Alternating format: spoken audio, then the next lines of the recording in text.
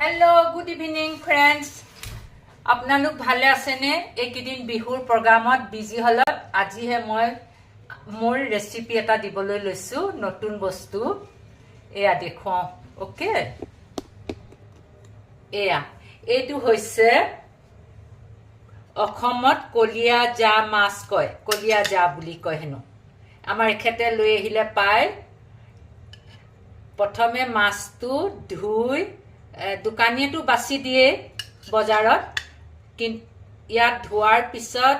অলপ ৰেপি ৰেপি দিলু এয়া কটাৰিয়ে তাৰ পিছত নিমখ হালধি হানি অকমান তেলতে কেৰাহীখনত গৰম কৰি ললো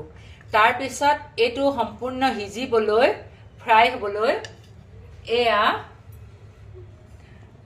এতিয়া এয়াৰ ফ্ৰাই দি দিম এয়া সম্পূৰ্ণ হিজিব আৰু ড্ৰাই হৈ পেলাই মচমচিয়া হ'ব ওকে মাত্ৰ 10 মিনিটতে হৈ যাব ওকে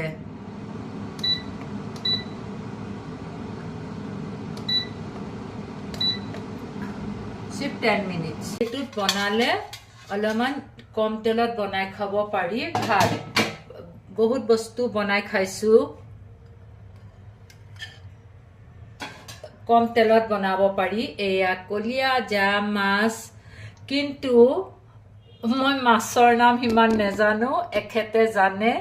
মাছৰ ৰাজ্যৰ হয় নহয় অসমত যত বেছি মাছ পায় তেনেকুৱা জেগাৰ